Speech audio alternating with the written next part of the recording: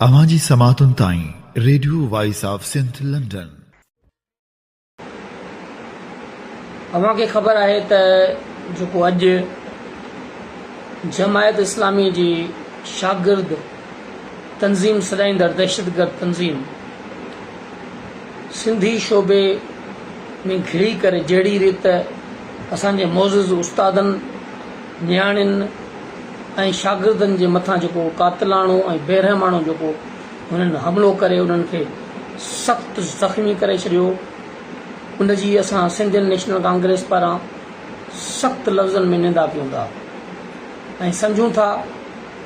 त जमायत इस्लामी ऐं जमियत तलबा इस्लाम बुनियादी तौर ते उहा ई साॻी दहशतगर्द तंज़ीम आहे जंहिंखे कल्ह हिन रियासत पाले ताते वॾो कयो ऐं कल्ह उन्हनि अल शम्स अल बदर जी सूरत में बांग्लादेश में कलूर कया ऐं आम बंगाली शागिर्दाणियुनि तोड़े बंगाल जी औरतुनि सां जेके कलूर कया, उहो तारीख़ जो हिकिड़ो अलमनाक वाक़ियो ऐं किस्सो आहे। उन जे तसलसल खे बरक़रार रखंदे ही रियासत हथ वठी कराची जेका सिंध जी दिलि आहे, जेको सिंध जो दिमाग़ आहे, जेको सिंध जो मुआशी हब आहे, असां हिन धरती जा वारिस आहियूं, हिन धरती जा धणी आहियूं। ही कराची सिंध जो ताज आहे, सिंध जो तख़्तगाह आहे, कंहिंजे पीउ जी जागीर नाहे जो हू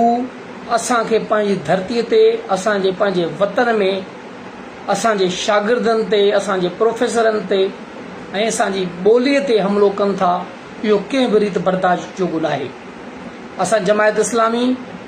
जी मरकज़ी क़यादत खे ख़बरदार था कयूं त ही जेका तव्हांजी दहशतगर्द शागिर्द जमायत तंज़ीम आहे, उनखे लगाम ॾियो ऐं इहो अमल कंहिं बि रीति जेको आहे बर्दाश्त जोॻो न आहे। ही को पहिरियों मामिलो न आहे। मुसलसिल गुज़रियल 5-8 सालनि खां जमायत इस्लामी जी शागिर्द विंग, जंहिंमें गुंडा रखियल आहिनि, दहशतगर्द आहिनि, जेके सरेआम हथियार खणी था अचनि ऐं यूनिवर्सिटी जे अंदरि जेको पुरअमन माहौल आहे, जेको सेक्युलर माहौल आहे, उन माहौल खे तबाह करण जी कोशिश कनि था, जेका कंहिं बि रीति बर्दाश्त जोॻी न आहे। कुझु साल पहिरियों अवां सभिनी साथियुनि खे ख़बर हूंदी त सिंधी शागिर्द सथ जे स्टैंड ते शाह अब्दुल लतीफ़ भिटाई, जेको असांजो क़ौमी शाइर आहे, बल्कि बैनुल अक़वामी शाइर हैसियत रखे थो, उन शाइर जी शाइरी ड्राहे ऐं उन सिंधी ॿोलीअ जी ऐं शाह अब्दुल लतीफ़ भिटाई जे बेतनि जी तौहीन कई वई। उनखां पोइ सिंधी शागिर्दनि ऐं सिंधी नियाणियुनि जे मथां हमिलो कयो वियो। उन वक़्तु बि उहे समूरा शागिर्द ऐं सिंध जूं नियाणियूं, सिंध जूं शागिर्दाणियूं सरापा एहतजाज हूं त जमायत इस्लामी जे गुंडनि फायरिंग कई आहे, हलां कई आहे, हमिलो कयो आहे। इन्हनि गुंडनि जे मथां FIR कटी वञे, पर उन वक़्त जो सिटिंग मिनिस्टर जेको जमायत इस्लामी जो ऐं जमायत इस्लामी जा जेके कर्ता धर्ता आहिनि ऐं हिन रियासत जी वगार तहत FIR कढण लाइ तयारु न हुआ, जंहिंजे करे असां शागिर्दनि सां ऐं शागिर्द तंज़ीमुनि सां गॾिजी मुसलसिल मोबिना टाउन थाणे जे आॾो धरणो हणी वेठासीं ऐं फजुर ताईं ॾींहं जो मुसलसिल वेठा रहियासीं। उनखां पोइ उहा प्रेशर ते FIR कटी वई। पर ही को पहिरियों मामिलो न आहे। मुसलसिल मुबिना टाउन जे साम्हूं केतिरा ई दफ़ा जमायत इस्लामी जे इन गुंडागर्दी, इन दहशतगर्दी जे ख़िलाफ़ सिंधी शागिर्द सथ ऐं सिंध जूं शागिर्द जमायतूं, सिंध जूं कॉम्परस जमायतूं एहतजाज ऐं वकील दोस्त जेके आहिनि उहे एहतजाज कंदा रहिया आहिनि ऐं उन्हनि जे प्रेशर खां पोइ मजबूरन उन्हनि FIR कटी आहे ऐं उनखां पोइ उन्हनि ते का बि कार्रवाई नथी कई वञे। गिरफ़्तार जेकॾहिं थियनि था त उन्हनि खे वरी अदालतूं जेको आहे उहे बाइज़त बरी करे थियूं छॾनि ऐं उन्हनि जी का बि चाराजोई नथी थिए, जंहिंजे करे हुननि जी दिलि वधी थी वञे ऐं आए ॾींहुं हू बदमाशी कंदा था वञनि। हिन वक़्तु जेको ही अमल थियो आहे उहो इंतिहाई मज़मत जोॻो ऐं बर्दाश्त खां ॿाहिरि आहे, छो त असांजो उस्ताद जंहिंखे असां पैगम्बर पेशे जो दर्जो ॾियूं था, उन उस्ताद ते इन्हनि हमला कयो आहे ऐं हला कई आहे, उन सिंधी डिपार्टमेंट ते हला कई आहे, सिंधी ॿोलीअ ते हमिलो कयो आहे ऐं सिंध जे उन शागिर्दनि ऐं सिंध जी नियाणियुनि ते हमिलो कयो आहे जेको कंहिं बि रीति बर्दाश्त नथो करे सघे। असां ख़बरदार था कयूं जमायत इस्लामी खे, कराची यूनिवर्सिटी इंतिज़ामिया खे ऐं हिन रियासत जे उन्हनि कर्ता धर्ता इदारनि खे त सिंध जो शागिर्द निंधण कोन आहे। सिंध जो शागिर्द जेको आहे उहो पुरमन ज़रूरु आहे पर बुज़दिल न आहे। असां कॾहिं बि कंहिं बि धुर ते का हला न कई आहे, न का अगराही कई आहे। सिंध जो माण्हू हमेशह पुरमन रहियो आहे, पर यादि रखो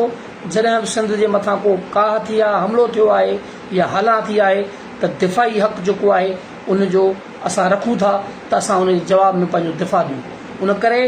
असां हिकु दफ़ो ॿीहर हिननि खे वार्निंग था ॾियूं ऐं ख़बरदार था कयूं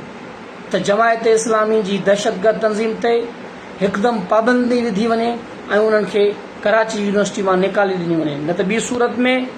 सिंध जो शऊर, सिंध जूं सियासी जमायतूं ऐं सिंध जा शागिर्द हिन जमायत इस्लामी जी इन गुंडागर्दी जे ख़िलाफ़, इन बदमाशी जे ख़िलाफ़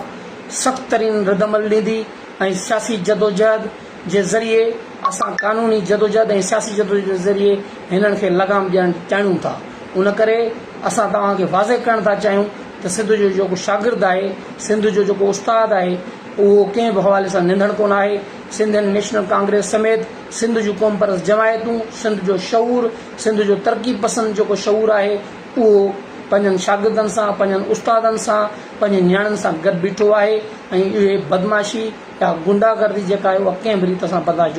न कंदासीं। अॼु असां सिंधी शागिर्द सथ सां गॾु हुआसीं, मुसलसिल उन्हनि दोस्तनि सां राबतनि में रहियासीं। असांजी डिवीज़न जी क़यादत गनी आजिज़ नोड़े ऐं समेत असांजा ॿिया साथी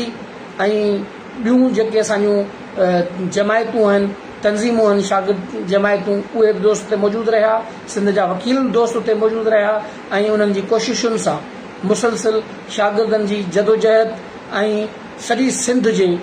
मज़म्मत ऐं सोशल मीडिया ते उथियल प्रेशर खां पोइ पुलिस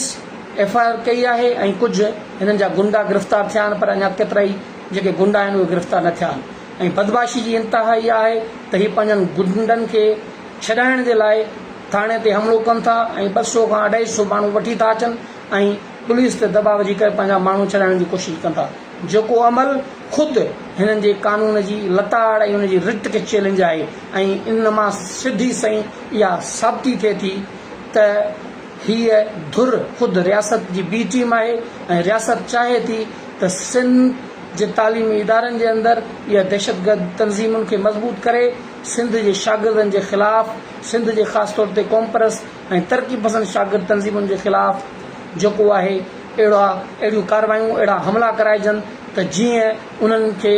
तालीम जे हक़ खां महरूम रखी सघिजे, जीअं उन्हनि खे सियासत जे हक़ खां महरूम करे सघिजे। पर असां खे ख़बरदार था कयूं त सिंध जो शऊर, सिंध जी क़ौम परस्त जमायतूं, सिंध जी तरक़ी पसंद जमायतूं अहिड़ियूं हरकतूं कंहिं बि रीति बर्दाश्त न कंदियूं। सिंधियन नेशनल कांग्रेस कल्ह बि पंहिंजनि सिंधी शागिर्दनि सां गॾु हुई, अॼु बि सिंधी शागिर्दनि सां गॾु आहिनि ऐं सुभाणे बि उन्हनि सां गॾु बीहंदी। असां सिंधी शागिर्दनि खे इहो ॿुधाइण था चाहियूं त असां तव्हां सां गॾु आहियूं, तव्हांजी कानूनी, तव्हांजी सियासी ऐं इख़लाक़ी मदद कंदासीं, तव्हां अकेला न आहियो। सिंध जे शऊर खे इहो बि अपील कंदुसि त हीउ कराची तव्हांजो शहर आहे, हीउ कराची जा तालीमी इदारा अव्हां जा आहिनि, अचो उन्हनि तालीमी इदारनि में तालीम हासिलु कयो, अचो कराची में पंहिंजे रोज़गार लाइ अचो। असां समूरा साथी जेके सिंध जूं नेशनल जमायतूं आहियूं, क़ौम परस्त जमायतूं, उहो तव्हां सां गॾु बीहंदा ऐं तव्हांजे तहफ़ुज़ लाइ ऐं तव्हांजी मदद जे लाइ असां हर वक़्तु हाज़िर आहियूं।